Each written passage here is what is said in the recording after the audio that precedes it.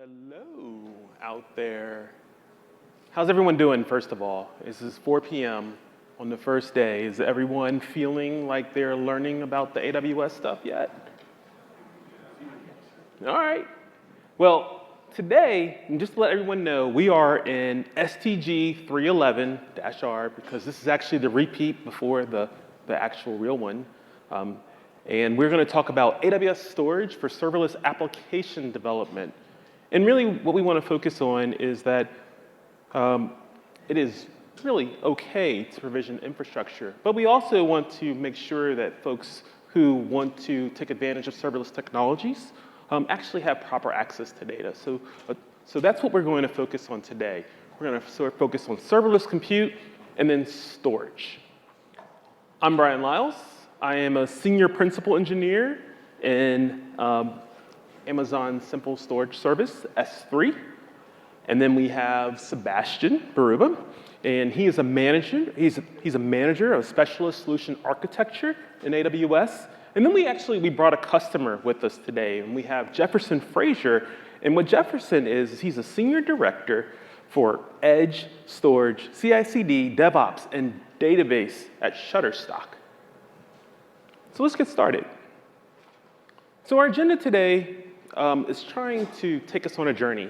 We're going to start it off with serverless compute, and then we're going to go into serverless storage, and then we're going to actually talk about, well, what should I use when, and maybe even why. And then we'll go into some workflows, and then from there, we'll go right into our customer use case. So let's get started. What are serverless architectures? Well, really, these are the architectures that we create whenever, instead of provisioning infrastructure to run our services and applications, we are using our cloud provider, and in this case, AWS, to provide those services for us. But really, why serverless? And we've distilled it down into 4 reasons. You have an idea, and you want to move on this idea. You want to prove out this business case. So instead of thinking about, well, I need to provision this, I need to scale this way, I need to scale that way, what we want to do is allow you to go from idea right up to the market. We provide services for that. And then also, you start off and you have this much scale, and then as you move on, you get more customers, more excitement, and you go to this scale. But then maybe you're a periodic business and you realize, well, I don't actually need all this scale all the time. Maybe I need it at the end of the month. Maybe I need it at the beginning of the day. Well, we can take care of that for you. We can automatically scale up and down to where you need it. And a very important thing for people who run businesses, I only want to pay for what I use. I don't want to pay for what I provisioned. I only want to pay for what I actually am consuming. And then finally, for all the builders in the room and watching this later on, I don't want to focus on, I want to walk, I want to run, I want to shop. I don't want to think about what my body needs to do these things. I just want to focus on the building of my application.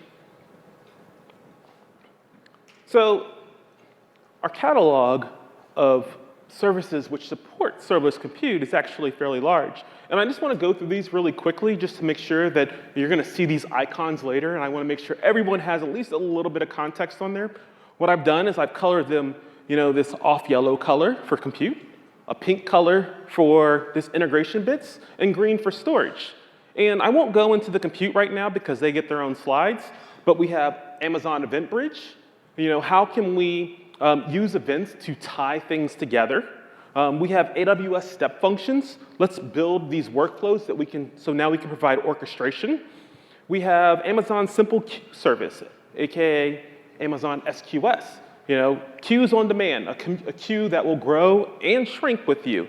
And then we also have Amazon Simple Notification Service, Amazon SNS. And what is that? Well, I want to broadcast messages.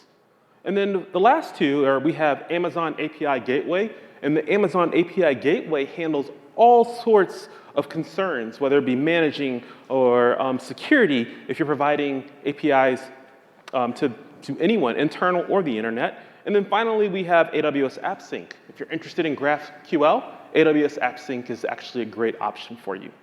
And then we have the two storage products that we're going to talk about today. We have Amazon Simple Storage Service, aka Amazon S3, and then we have an Amazon Elastic File System, Amazon EFS. So let's get into serverless compute. So when I think about compute, I think about the two foundations. And one of the questions that I hear a lot is, well, which should I use when? Well, we have Lambda and we have Fargate. And you know something, there's lots of overlap, and that's actually great, but there's places where both shine. So let's actually just go through a couple of bullet points about each.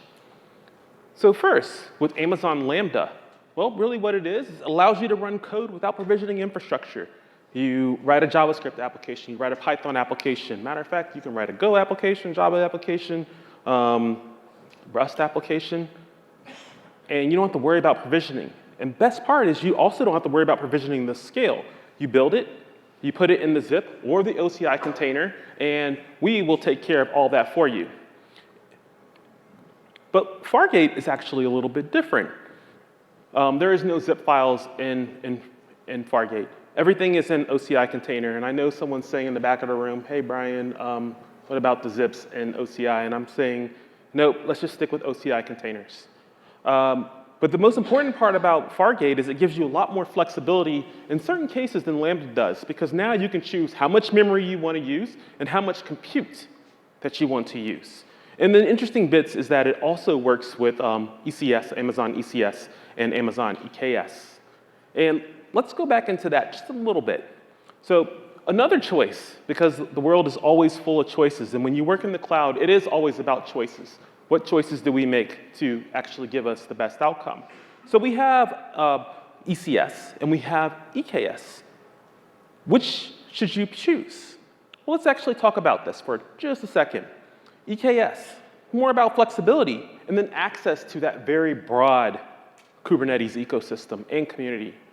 And if you think about ECS, it's more about simple. We built ECS to run our services inside of AWS. It scales very, very large, and it actually is very functional. But really what we built it to do is not just do the scaling, but also to work well with our other AWS services. So when we think about serverless workloads, and before we get into the actual storage of our serverless workloads, let's think about this piece.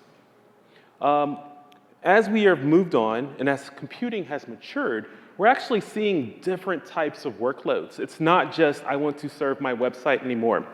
What we're really seeing now is people who are doing, I have data, whether it's structured or not, and I want to process it through a pipeline, either to give it to someone else or to solve a problem.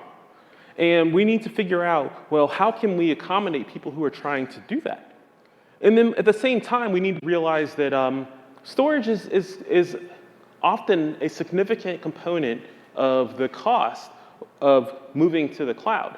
And we want to make sure that we are working with ways to allow that to never be bigger than it needs to be.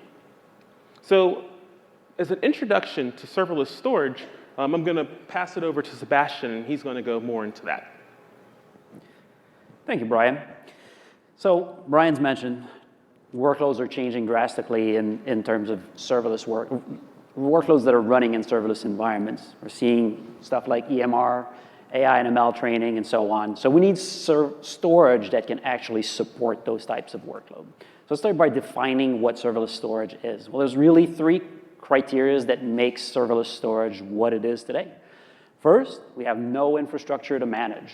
That's very important. You don't have to provision a fixed amount of space that you have to change later down the road when your requirements change. You don't have to necessarily provision any capacity aspect to the store or performance aspect to the storage that you're provisioning. The performance will scale with your workload, similarly to Lambda or SNS or SQS, for example. And then you pay only for what you use. And I know what you're thinking. You're thinking, Sebastian, I pay only for what I use for everything I use within AWS. Yes, but there's a difference. So for example, if you're using EBS today, well, you're going to provision a volume for EBS, and that volume might be a terabyte in size, because you know you're going to need about a terabyte to host all of your data. Well, you're going to pay for a terabyte, whether you store 5 megabytes, 5 gigabytes, or 900 gigabytes of data. With serverless storage, you pay only for the data that you store within the storage service and not any provision capacity per se.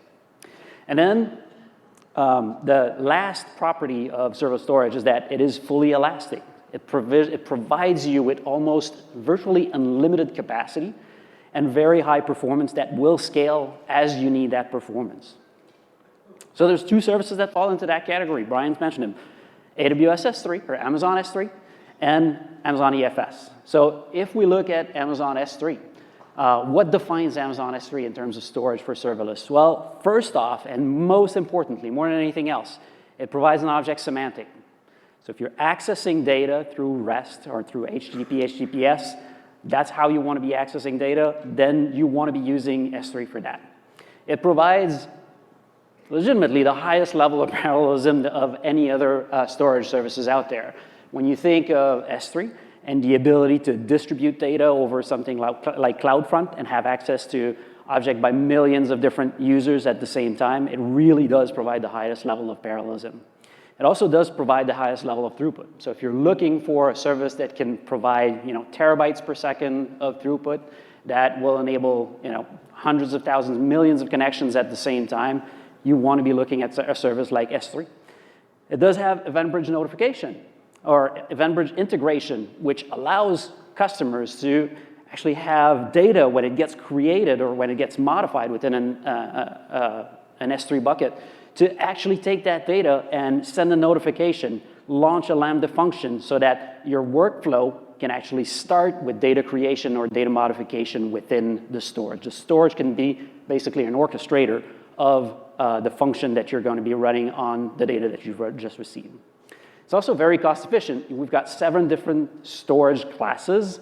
As of today, 8, right? I do believe so.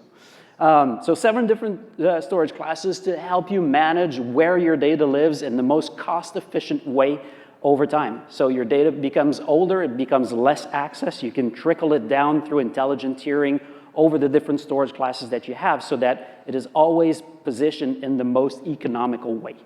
And it's accessible from anywhere. How does that differentiate from from other services? Well, S3 is built to be accessed over HTTP and HTTPS, meaning that you can access an S3 bucket directly from any workstation, any phone across the world. You don't need to be close to your data or to your S3 bucket. You can just access it.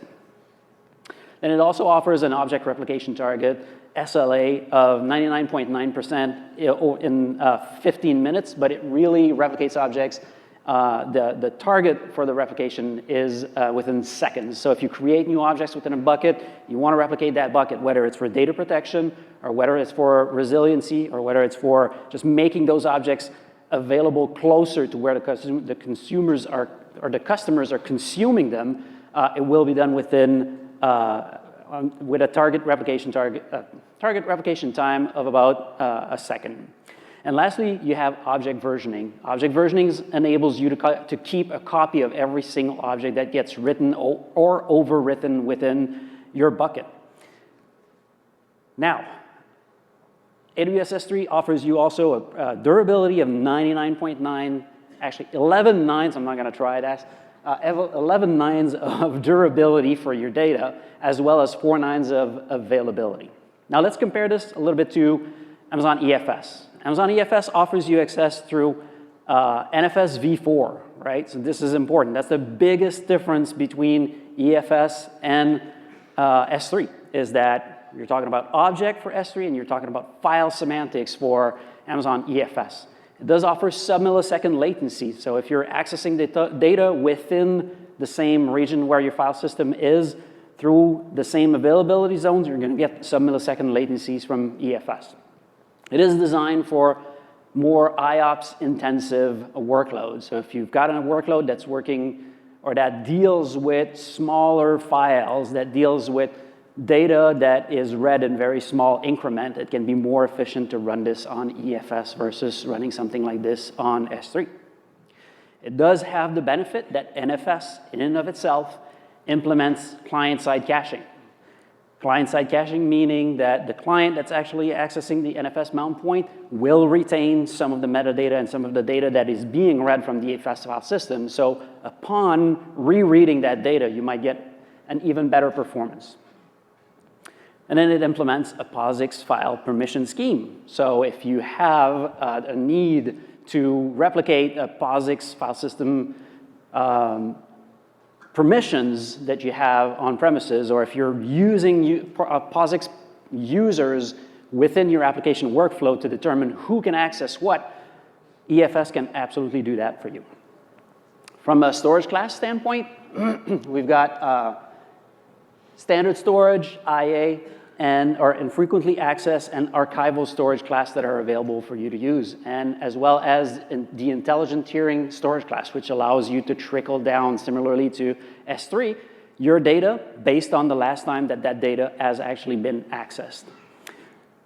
We can access an EFS file system within its own VPC to get the lowest possible latencies. We were talking about some millisecond latency access earlier.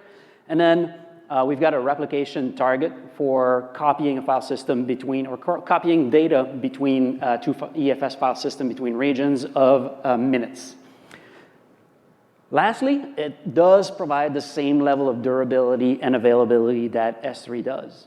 So when we think of the well-architected framework, those services that are designed by AWS are designed with the well-architected framework in mind.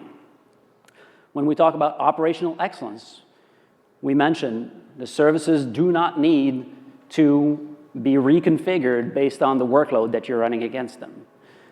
From a security standpoint, we have integration with IAM, POSIX permissions, and so on and so forth. From a reliability standpoint, we've got the durability of 11 nines of durability and 4 nines of availability. Performance and efficiency, again, not needing to reconfigure your file system or reconfigure your bucket to get more performance out of it. Just the fact that you're going to drive more workload will provide you with the performance that you need for that. And cost optimization, we've talked about the different storage classes that are available to you using intelligent tiering to actually trickle down the data through those storage classes, provide you the best possible cost optimization. So let's talk a little bit about when should I use what. If I haven't made that clear when we started, the biggest differentiator between Amazon S3 and Amazon EFS is the fact that S3 gets access through object semantics, whereas Amazon EFS gets access through file semantics. That's the biggest differentiator. If you've got an application, or if you've got a component of an application where maybe you're using a third-party product and that third-party product does not have support for Amazon S3 or object access to data, then you have to use a file semantic, right? S3 offers the highest level of scalability of any storage service that we have. It is best for event-driven pattern. We've talked about the event bridge integration with the service. Well, having that event bridge integration allows us to trigger workflows from that data that's being changed or that's being created on the S3 bucket. And then lastly, if you're using any tools like Kinesis, like AWS Glue or Athena, then you absolutely want to use S3. S3 was built, all those tools were built around the capabilities within S3 to let you basically work with your data directly from an S3 bucket without having to put them in a database and so on. On the EFS side, if you're working with random data access within a large file, so S3 can allow you to do a byte range read if you want. So if you've got a very large file, you can read just a section of that file. But when it comes to writes, you absolutely have to write an entire object back to the S3 bucket, which means that if you're working with very large file, it might mean a lot of writes that have to be done in order to update a very small amount of data within your object. Whereas if you're working with EFS, you can just seek within the file, write the data that you need to write, and close your file and be done with the update within the very large file. All that considered, it is best for any environment where you're going to have a high rate of change on existing file. It's going to provide you with the benefit of the lower latency and the ability to update files in the middle of the byte of the file itself and not have to rewrite entire files. We've talked about the benefits from having NFS client-side caching. That will speed up your workload if you're rereading over the same data over and over again without changing it. And then working with small files might be very significant for some customers. As you probably know, if you've worked with S3. S3 means every time you do a put or a get, you've got a very, very small charge that's applied to your account. But those very, very small charge, if you're doing millions, tens of millions, hundreds of millions of access to those objects, can amount to some significant cost. In the case of EFS, there's no API charges related to that. All you're paying for is the throughput that you're using between the clients and the actual file system. And then for anyone that's worked with Lambda in integration with EFS, that's a really cool feature. EFS is actually has a native integration within Lambda, allows you to create a Lambda function, just configure the EFS file system that you want to have, and every single time an invocation of that Lambda function is done, that file system will be mounted. The data within that file system will be available to the Lambda function. Why do I bring this up? Well, Brian's talked about containers. He's talked about ECS and EKS. That is not the case with ECS and EKS. We don't have that native integration. You need to be using something called the CSI driver in order to create that same integration. That same integration is possible. If you use a CSI driver, by installing the driver, you'll enable the cluster administrator to actually define a storage class. By defining a storage class, you basically create a storage that the developer can actually access. You eliminate the need to know anything about the storage for the developer. They can just look at the storage class and say, this is what I need to access, and get basically a persistent volume claim by creating a storage through that storage class and through the CSI container or the CSI driver without ever having to know anything about the underlying storage. I'll pass it back to Brian to talk to us about the common workflows that we see. All right. Thank you, Sebastian. So that was the prep. We start here, make sure everybody is on the same page, knows all the words. From here on out, we're just going to talk about brass tacks. And I want to start with some workflows. And the interesting thing is that as a conference speaker, when you're thinking about this, I could just make anything up. And I actually didn't have to. As I talk to customers and I spend time with customers, I do run into some real world scenarios where I didn't have to make up anything. And people are telling me, this is Brian, this is how we are using your services. So I wanted to come with one or two of these just to explain. When you think about serverless compute and you think about serverless storage, here are some things that you could actually think about that might even be up your alley. So in this case, what we have here is some kind of client releases an asset, and that asset is video. And what it does is it puts it in an asset bucket, and then some hand waving happens. And what happens is we prepare that asset for streaming, and we generate a thumbnail, and then we put it into a distribution bucket. And you're saying, okay, Brian, hold on. Did you just tell us to create 2 buckets? I'm like, yes, I actually did tell you to create 2 buckets. And why would I do this? A couple reasons. One is, well, if I'm doing anything of any type of complexity, I want to separate my inputs from my outputs. In this case, we can separate the raw assets away from what we're going to serve to our customers. Another thing that we can do here is that because the access patterns are different for the asset bucket versus the distribution bucket, you can use intelligent tiering to actually save you some money with the asset bucket. Because really what we're going to do is we're just going to dump assets in there. They will not change once we put them in our asset bucket. So really, we tier this down to the point where we have access that is not very often.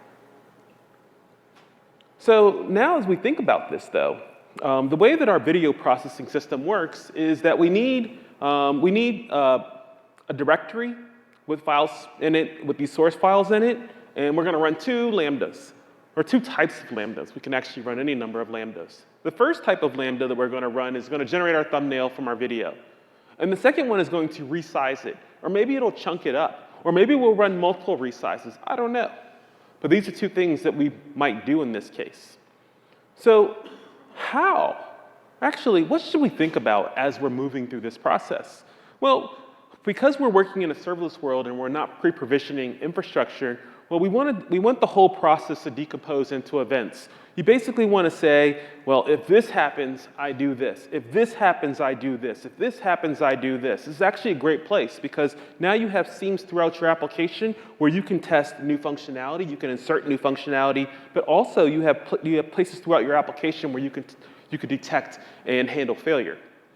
And then also, like I was saying before, we want to take advantage of the tiering system within S3 to make sure that we are only spending the dollars that we need to. And then also, we're not perfect. So one thing we want to do is we want to make sure that we never put ourselves in a situation where we cannot make changes. So there's two steps to this. The first, well, actually, the big part is that we need to somehow copy this asset from S3 because it's an object storage, and we're going to process it because we need a file system. We're going to use EFS, and we want to be able to run that. So how does that look? Well, with no provisioning of any infrastructure, what you can do is you can place an object in your asset bucket, and then what you can do is you can configure S3 to generate an SNS notification. And what will happen in step 2 here is that Amazon Event Bridge can listen to this. And then what it will do is it will just launch. It will say, hey, I need to copy source to destination. And at the end of your EFS, end of your copy to EFS, you can launch another notification to say, hey, I'm done. And notice what we've done here is we built this system that is composed and it's small in itself. We can test it. And if we need to change it in a little bit, nothing is coupled to the other step because it's all event-driven.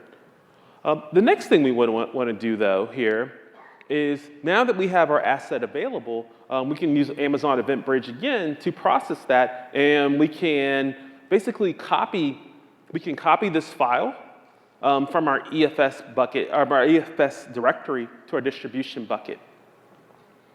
And then finally, something that we never think about is even though that we have unbounded compute and unbounded servers, unbounded compute, unbounded storage, we always want to clean up after ourselves. So another process that we could throw in here because we realized we were using way too much EFS is now what we can do is, well, we only got to generate once.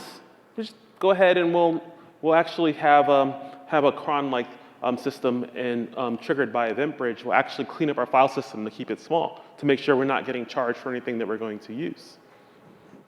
So that was the first one. Next workflow is something actually a little bit more common, but actually there's ways that we can solve this in a serverless fashion, actually just using S3 and S3's access to Lambda. So let's say I have an S3 bucket, and it feeds data into an e-commerce application. And what does it do? Well, that's not important. It just fulfills a business objective.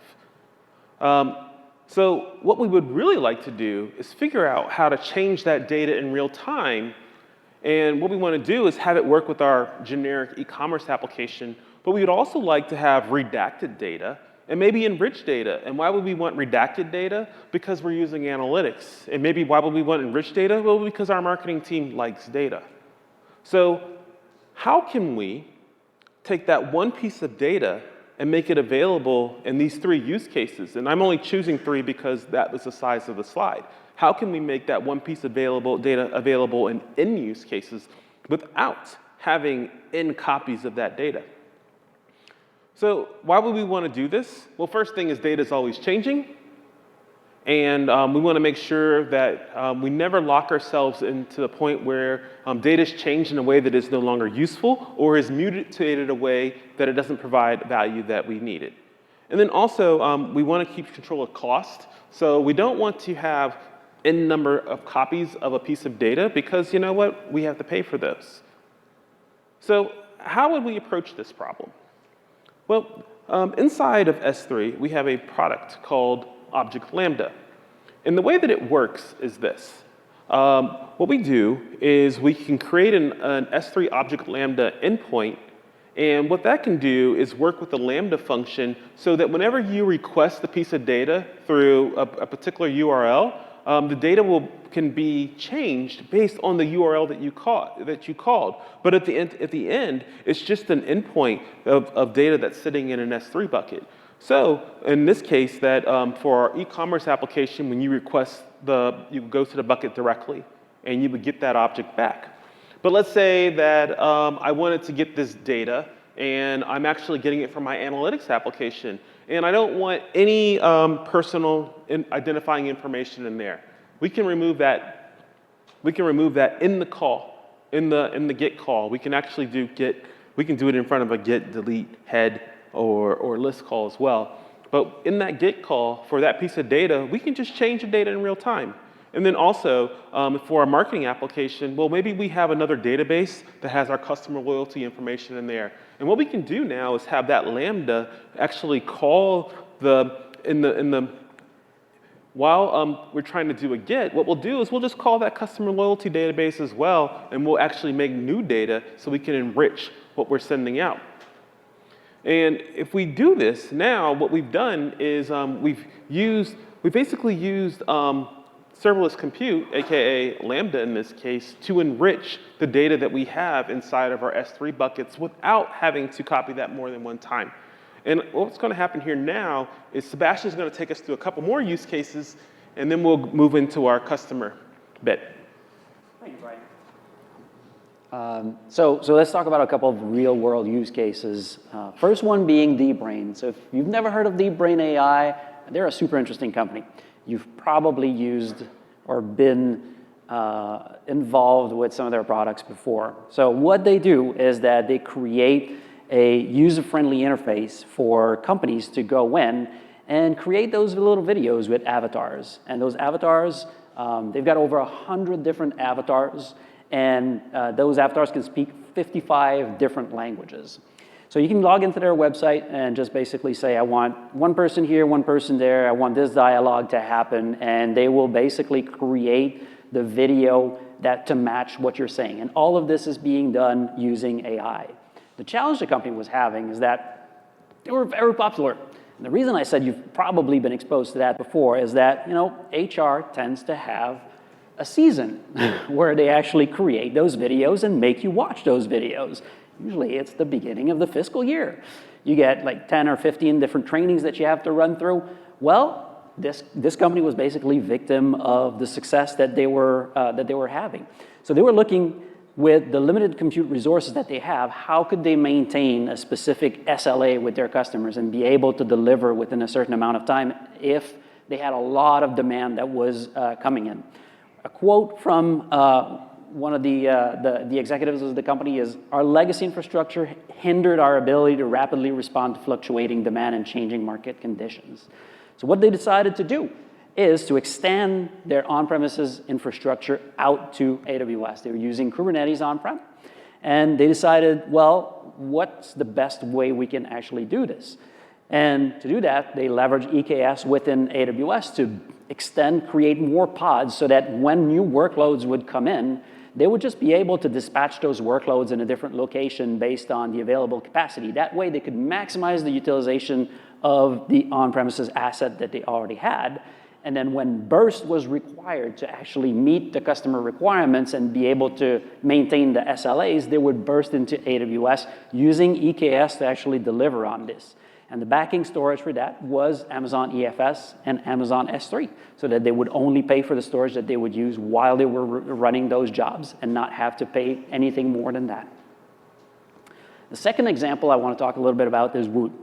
Who is familiar with Woot? Yeah?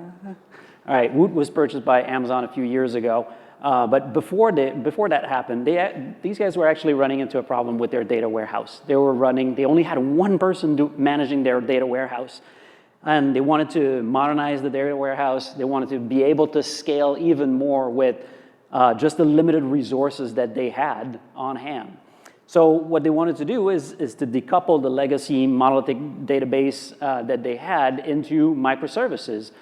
And they did that by actually leveraging S3 as the data source for their data lake without having any databases per se. They used DMS, or Amazon Database Migration System, to look at all of the databases that they have and translate those into data that was sitting directly on S3. And then, as part of that, they actually used Glue Crawler to go through all of the data that had been exported by DMS and reconcile all the schemas that they needed to use.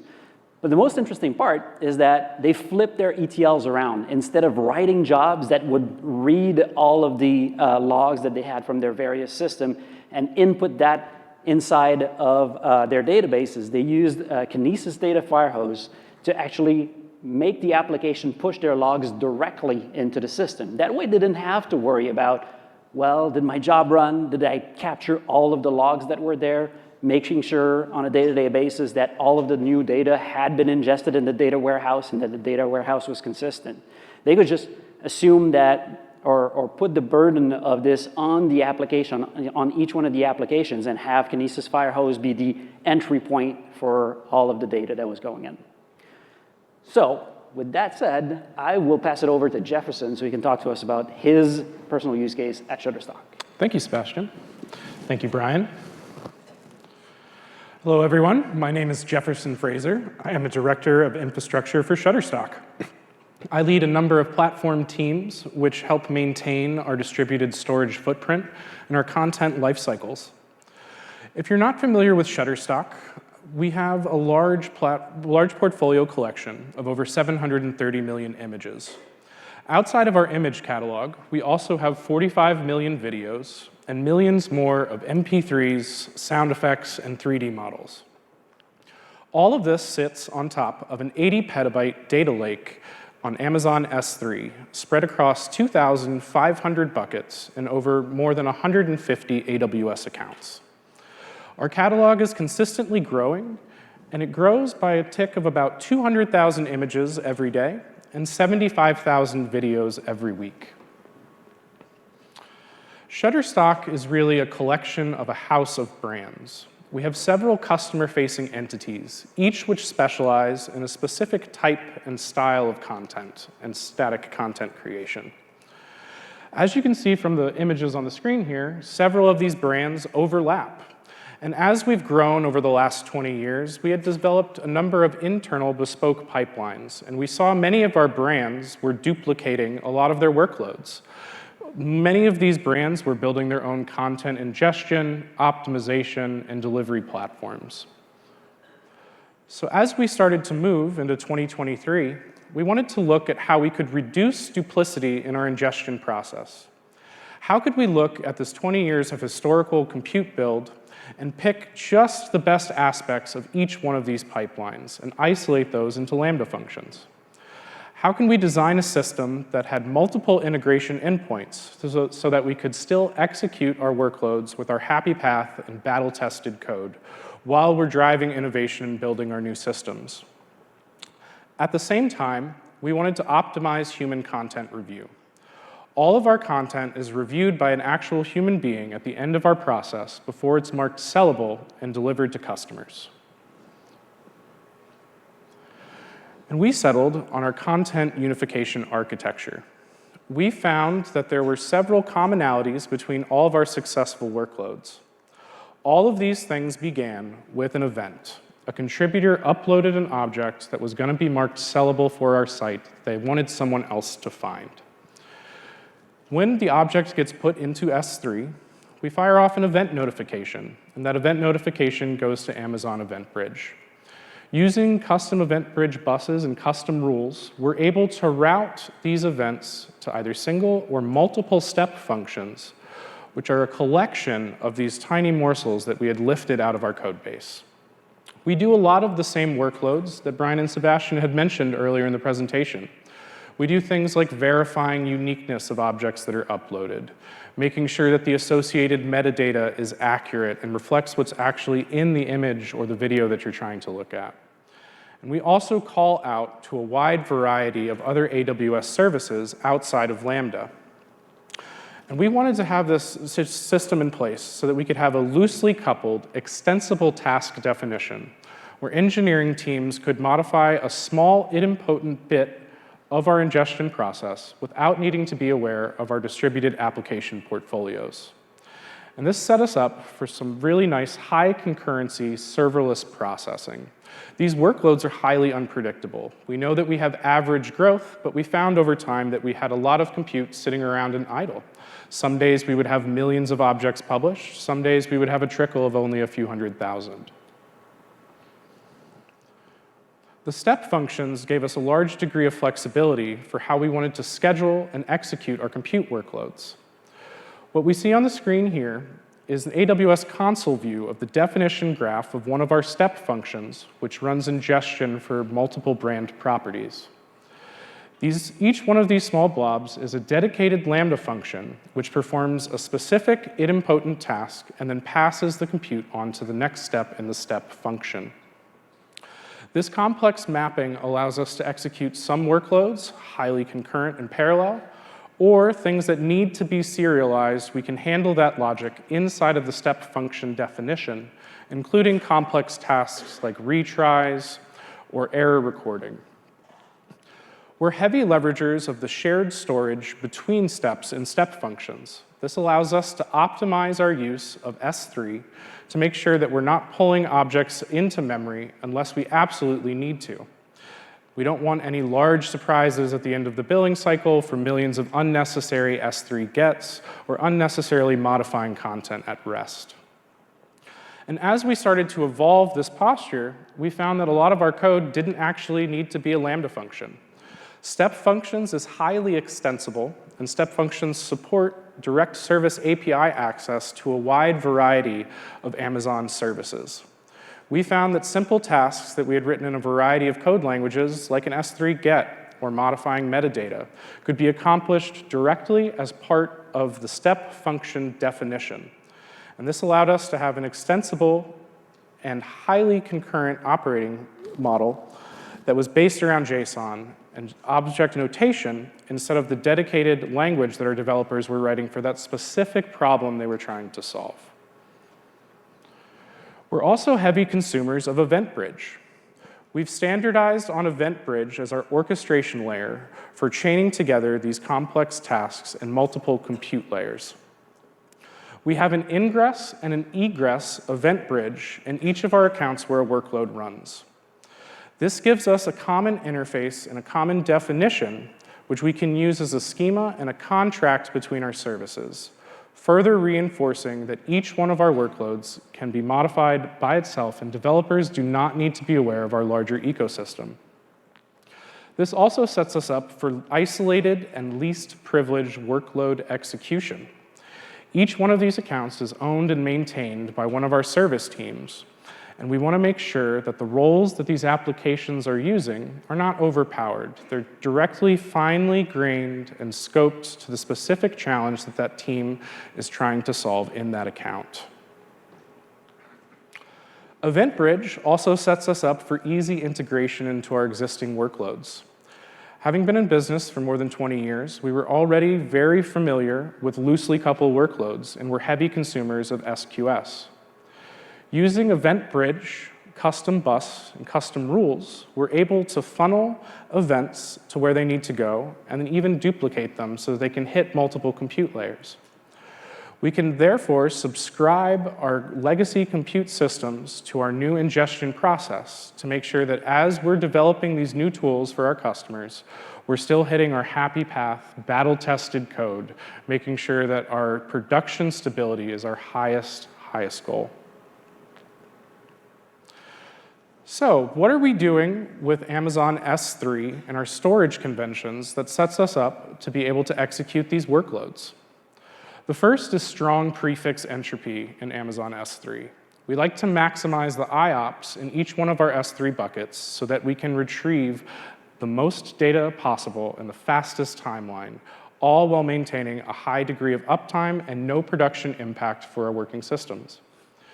You have to plan how you're going to retrieve your data from S3 when you put it in. This is not just an object store where you drop it and forget it. We like to be intentional about our prefix naming schemes so that when we go to retrieve an object with something like a CloudFront to show an image to a customer, we don't need to waste compute on superfluous tasks like routing to an extra S3 prefix.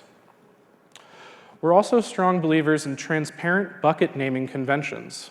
As we continue to grow and scale, tracking all of these distributed Amazon S3 buckets becomes a very challenging task. We're very strong believers in putting the AWS account ID number and the region into the name of the bucket.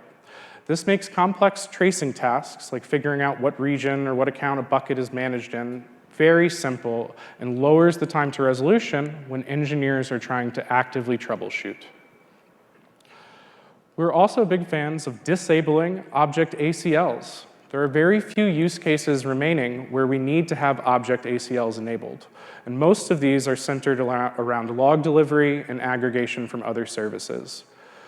As a general rule, we try and make sure that ACLs are disabled by default on the account level for all of our AWS accounts. And lastly, all of our content is encrypted at rest. We like to make sure that when we're posting, we're making sure that this data is secure even when it's at rest and not being accessed. The largest change that we've made that has accelerated our Shutterstock journey has been using attribute-based access controls in Amazon S3. S3 supports resource-based IAM policies, and we heavily leverage powerful conditional statements in these policies to give dynamic access to our application fleet. The example on the screen shows a conditional with two conditions. Each of the conditions must be matched for access to be granted. The first is our principal org ID. As we are strong consumers of Amazon's control tower, all of our accounts are underneath a single principal org. So we can say with certainty that all requesting IAM entities have the associated principal org ID in their request payload. We're also consumers of principal tags. All of our requesting IAM roles are paired with keys and values for tags that give them varying levels of access to our distributed S3 footprint. This allows developers to spin up and down new roles without needing to modify our S3 bucket policies at scale. These service control policies that we have in place protect these tags. We don't want anyone to be able to reach out and add this tag or modify it, so our service control policies restrict which entities can create, modify, or delete a list of known tags. So now we know with certainty that as we scale, only our pipelines are able to give access to these buckets, and we have a very robust code review process in place to make sure that no access is being granted that isn't absolutely necessary, all while optimizing for developer time without needing to make superfluous modifications to our bucket policies. I have another example of a pipeline that we use at scale. This is our event-driven content delivery. One of the core tasks for our storage team is delivery of large data sets for machine learning and programmatic compute consumption. Just like with our content ingestion, all of this begins with an event. In this case, the developer is preparing a manifest, a long list of files, a long list of criteria for a specific data delivery for a specific task, and they're uploading this through our JavaScript front ends. This manifest file is dropped into our S3 bucket, and from there, an event notification is sent off to EventBridge. From EventBridge, we can funnel again into step functions. At this point, we'll perform preparation for our operations to make sure that all of our assets are ready to be delivered to our customers in question. Frequently, we'll find that we need to modify something about the objects at rest. Maybe it's the storage class or the regionality of a bucket. We want to copy something into a region where it'll be more cost optimized for delivery. So we'll fire off an AWS S3 batch operation to perform actions like an in-place copy to modify the storage tiering and the storage class. As this completes, The same bucket is used, and the completion manifest and the success and failure manifests from S3 batch operations are published back into the bucket, and the whole process begins again. After the first object is completed, the next event fires through, and we're ready for our final delivery of our content. As the event comes into step functions and we see that our catalog is ready for delivery, we'll deploy an AWS serverless application repository application definition. And this is going to include a dedicated deployment of everything needed to make this batch operation successful. And this includes things like a dedicated Lambda function and a dedicated role with the service control policy managed principal tags. This way, we have several levers to control concurrency. We can control concurrency on a batch operation through the batch operation prioritization, through tuning concurrency on the Lambda function, or tuning concurrency on the account level. With each of these in place, we have many levers that we can use to control many concurrent batch deliveries at scale. When we're performing these operations, we've seen a huge return on our investment. As with most footprints in AWS, this was not our first architecture. We've evolved over time and grown into this delivery platform. We spent a lot of time in our V0 building out on EC2, using things like RabbitMQ and SQS, and we found that our developers were spending a lot of time with toil, a lot of time tracing, troubleshooting, managing platforms. And so as we started to build out this new content delivery orchestration, we wanted to make sure that we were leveraging serverless components that allowed our engineers to focus on their core business priorities and their core business problems, rather than, are there enough threads on this machine? Did I provision enough CPUs? Is this the right box that I'm on while I'm SSHing and trying to figure out what's going on? We've seen a great return on our investment from prioritizing using serverless components and have experienced a 4,700% velocity improvement versus our legacy delivery platforms. Sure, you want to come up and join me here? Yeah. So thank you for this. Actually, this is a great example of a real customer using this at scale. But the question I want to ask you, though, is going through the journey that you've gone through and not actually going beyond experimenting with serverless and actually employing it to good use, what would you share with the audience of things that you have learned that would help someone who is either at the beginning part of their journey or stumbling on this journey? Sure. We want to focus on the smallest possible slice for when we're deconstructing our legacy systems. How can we find the smallest repeatable processes that we can execute here? We had a lot of use cases where we had provisioned EC2 nodes and full services for very small subsections of this flow. And we were controlling lots of different components and lots of different microservices. I would have started earlier. I would have started disassembling a lot of our legacy management so that we could have our engineers focus on solving our problems and delivering value to customers instead of making sure that our RabbitMQ cluster was appropriately provisioned or that our storage layer on our EC2 nodes was meeting the demand that we were hitting. All right. Well, thank you, Jefferson. We'll have Sebastian close us out. Cool. And yeah. Thank you, guys. Lastly, last slide here, we've got AWS training badges for storage. So if you're into storage, or if it's something that's important to you, you can go onto aws.training/storage. You can earn those badges. We've got full curriculums for object, for block, for file storage, for data protection, and so on. And you can really learn about each one of those technologies, and at the end of the curriculum, you can actually take a badge that's going to be recognized by Credly. So please go out and if you're interested in storage, if you want to become more well-versed with all of our different storage offering, go out there and please try those. Try your hand at getting those badges. Thank you, everyone. All right. Yeah, thanks, y'all.